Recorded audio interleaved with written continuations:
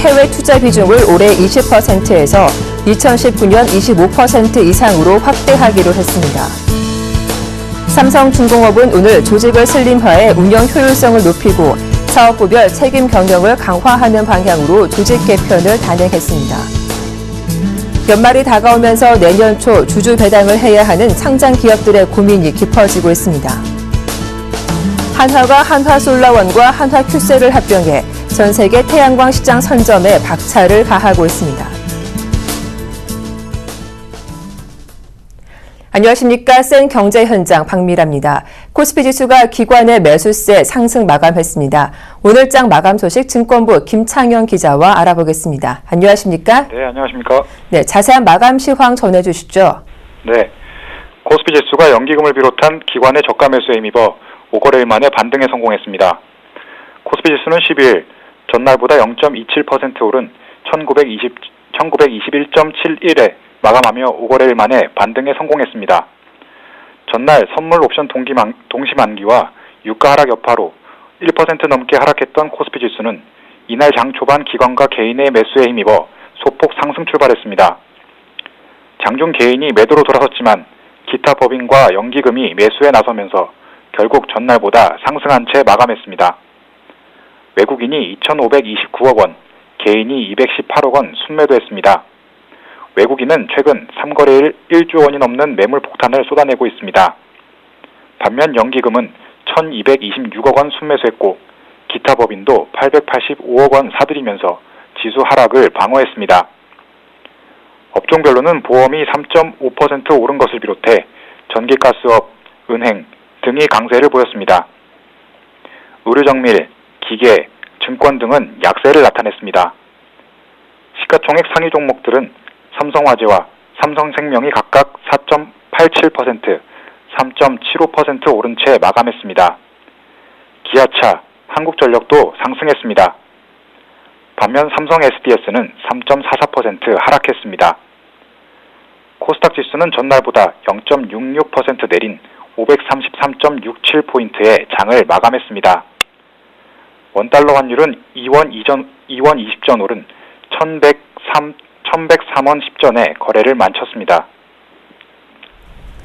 네, 국민연금이 해외 주식에 100조 원이 넘는 돈을 투자한다고 하는데요. 이와 관련된 소식도 전해주시죠. 국민연금이 국내 시장 집중 투자에 따른 위험을 분산하기 위해 오는 2019년까지 해외 주식에 100조 원이 넘는 돈을 투자합니다.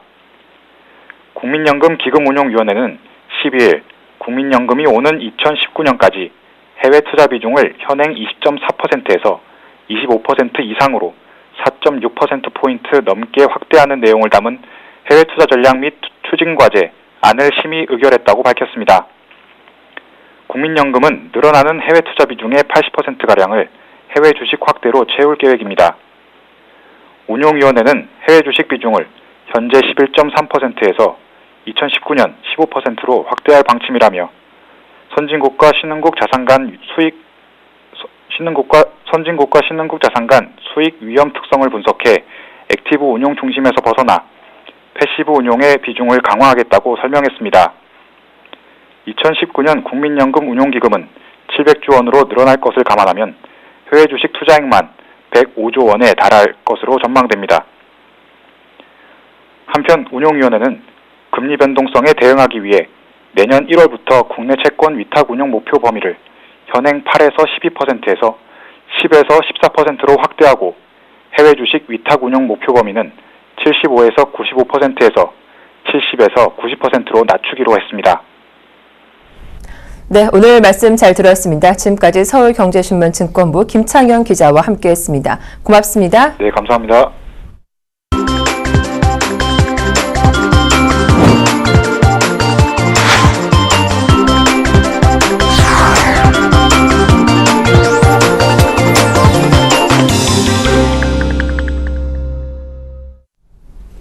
오늘의 주요 뉴스입니다.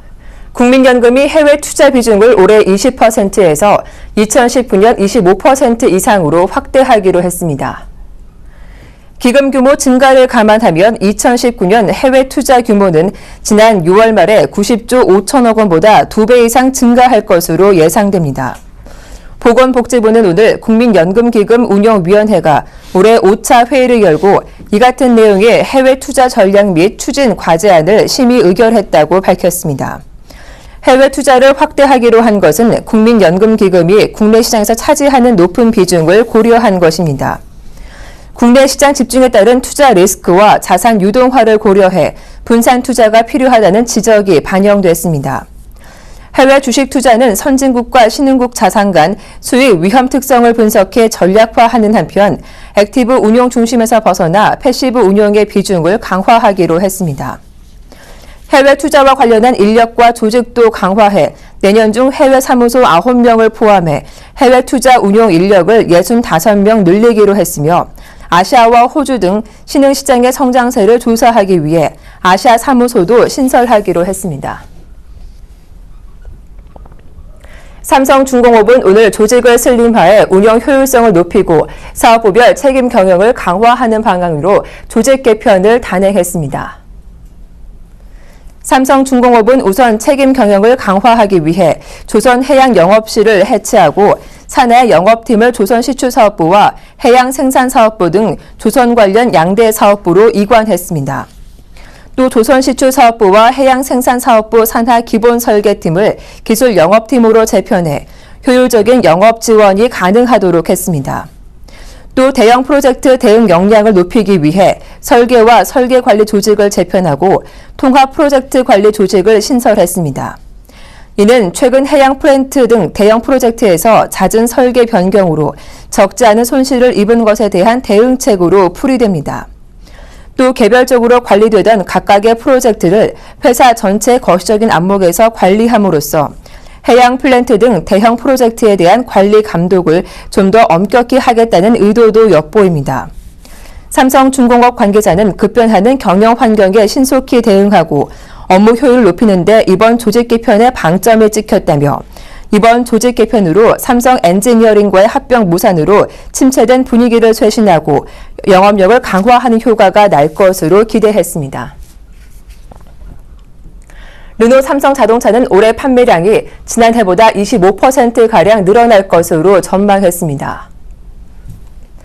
프랑스와 프로보 사장은 어제 저녁 QM3 출시 1주년 기념 간담회에서 현재까지 상황을 볼 때 올해 판매 실적은 내수 30%, 수출까지 포함하면 25%의 성장이 기대된다고 밝혔습니다. 르노 삼성은 올 들어 지난 11월까지 내수 시장에서 전년 동기 대비 30.7% 늘어난 69,640대를 판매했습니다. 올해 르노 삼성의 이 같은 성장은 소형 SUV QM3의 성공 덕입니다. 르노 삼성은 올해 QM3의 연간 판매 목표를 8,000대로 잡았지만 2배를 넘는 18,000여 대가 판매됐습니다. 한편 기대 이상의 판매량을 기록 중인 QM3의 국내 생산에 대해서는 현재로서는 보장할 수 없지만 계속 고려 중에 있다고 밝혔습니다.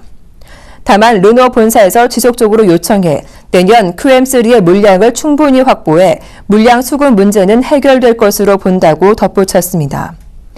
한편 이날 간담회 참석한 박동훈 르노 삼성 부사장은 현재 유럽에서 판매 중인 소형 해치백 SM1의 내년 국내 출시와 관련해 르노 삼성 내에서 한 번도 거론된 적이 없었다며 도입 계획이 없다고 밝혔습니다. 이어서 SM5의 경우 내년 부분 변경 모델이 나오는데 그중에서 기대하고 있는 것은 LPG 시장이라며 도넛형 탱크를 장착한 LPG 모델이 시장을 잡을 수 있을 것이라고 말했습니다. 연말이 다가오면서 내년 초 주주 배당을 해야 하는 상장 기업들은 깊은 고민에 빠졌습니다. 실적 악화로 부담을 느끼고 있지만 주주의 기대감과 또 올해는 당국의 압박까지 더해지면서 고민이 깊어지고 있습니다. 정창신 기자가 취재했습니다. 이달 말 배당 시즌이 다가오면서 상장 기업들은 여느 해보다 더 큰 부담을 느끼고 있습니다. 경영 실적은 좋지 않지만 그렇다고 주주 배당을 줄일 수도 없는 형편이기 때문입니다. 무엇보다 정부 당국의 압박이 기업들의 부담을 키우는 요인으로 작용하고 있습니다. 최경환 부총리 겸 기획재정부 장관은 지난 8월 세법 개정안을 통해 기업소득 환류세제를 발표했습니다. 기업이 향후 발생하는 이익을 일정 기간 내에 투자나 임금 증가, 배당 등으로 사용하지 않을 경우 추가 과세하는 내용입니다. 기업은 주주들에게 배당 등을 통해 이익을 환원해야 하지만 미래를 위해 투자해야 할 현금이 배당으로 들어갈 경우 경쟁력 약화를 우려하고 있습니다. 특히 산업 분야에서는 창출된 현금을 주주배당보다는 연구개발 등으로의 재투자가 필요하다는 입장입니다. 또 배당은 한번 늘리게 되면 이를 유지해야 하는데 기업들은 실적에 대한 불확실성 때문에 선뜻 확대에 나서기 어려워하고 있습니다. 세계 경기의 불확실성과 심각한 내수 침체로 경영 실적이 하락세를 보이는 것도 기업들의 주주배당 관련 결정을 어렵게 하고 있습니다.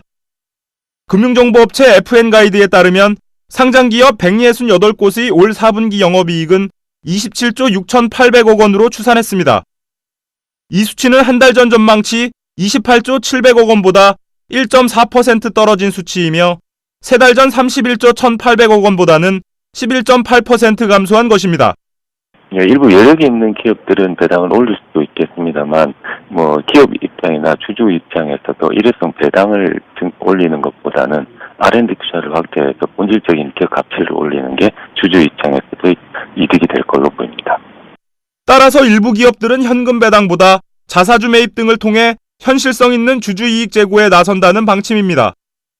실제로 올해 국내 증시에서 자사주 매입 규모는 지난달 말까지 2조 9천억 원을 넘어섰습니다. 또 삼성전자가 최근 2조 2천억 원 규모의 자사주 매입 계획을 발표해 이달부터 본격 매입에 나서고 현대차와 기아차, 네이버 등이 자사주 매입을 진행 중입니다. 업계에서는 올해 자사주 매입 규모는 4조 원대에 달할 것으로 전망했습니다.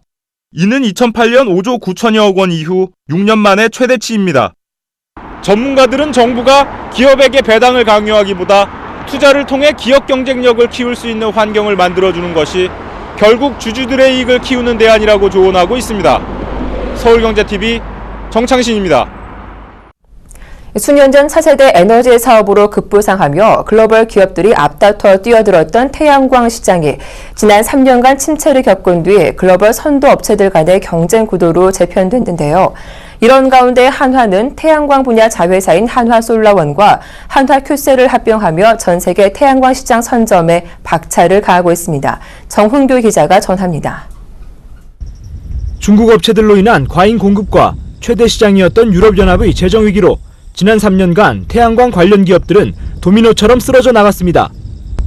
한화가 2012년 인수한 독일의 태양광 장비회사 큐셀은 2011년 파산 선고를 했고 2009년 24억 유로, 2010년 10억 유로의 적자를 기록한 보시도 같은 해 태양광 사업을 접었습니다. 국내 사정도 비슷했습니다. 에너지 시장 조사업체 솔라엔 에너지에 따르면 2011년 국내 11개 태양광셀 제조사의 평균 공장 가동률은 23%로 사실상 개점 휴업 상태였습니다. 이후 미국 셰일가스 영향으로 시장 환경이 더욱 악화되자 수조 원씩 쏟아부었던 삼성과 GS 등 일부 그룹들이 태양광 사업을 접었습니다. 이런 가운데 태양광 분야에서 전력 질주를 하고 있는 한화그룹이 주목받고 있습니다. 한화케미칼의 태양광 분야 자회사인 한화솔라원과 한화큐셀이 지난 8일 합병을 선언하고 어제 여의도 63빌딩에서 기자간담회를 열었습니다. 근본 합병을 계기로 해서 한화그룹이 태양광 사업에 진출한 지 4년 만에 생산 캐파 기준으로 명실상부한 1등이 되었습니다. 이번 합병을 계기로 해서 수년 내에 매출 등 모든 측면에서 전 세계 압도적인 1등 기업이 되도록 노력을 하겠습니다. 두 회사의 합병으로 한화는 셀 생산 규모 3.28기가와트에 이르는 세계 1위의 태양광 회사로 발돋움했습니다. 업계에서는 합병 이후 한화가 태양광 분야에서 규모의 경제를 실현할 수 있기 때문에 원가 경쟁력이 강화될 것으로 보고 있습니다. 태양광 시장 위축 여파로 한화는 지난해 태양광 부문에서 1,040억 원의 영업 손실을 냈지만 묵묵히 미래 먹거리를 만든다는 신념으로 밀고 나갈 방침입니다.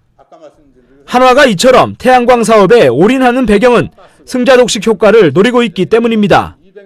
최근 국제유가가 하락세를 거듭하면서 시장이 악화됐지만 결국에는 태양광 등 신재생 에너지원을 이용한 전력 생산을 늘려야만 하는 시대가 올 수밖에 없기 때문입니다.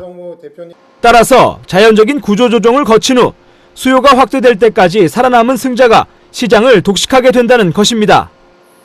중국 2위의 태양광 기업인 트리나솔라의 가오지판 회장도 올 초 스위스 다보스 포럼에서 앞으로 3년 동안 태양광 기업들의 합병이 가속화될 것이라면서 세계에서 5개 선도업체가 2017년까지 시장의 80%를 차지하면서 살아남을 것이라고 말했습니다. 유럽 경기는 여전히 침체돼 있지만 미국, 중국, 일본을 중심으로 수요가 회복되고 있는 점도 시장 선점 경쟁을 가속화하고 있습니다. 업계는 내년 전 세계 태양광 시장 수요가 58.3기가와트로 올해 전망치인 49.6기가와트보다 17%가량 증가할 것으로 예상하고 있습니다. 치킨 게임을 끊는 태양광 시장에서 승자를 가리기 위한 본격 경쟁이 시작됐습니다. 침체 속에서도 묵묵히 태양광 사업을 이끌어온 한화가 승자로 등극할 수 있을지 관심이 집중됩니다. 서울경제TV 정훈규입니다.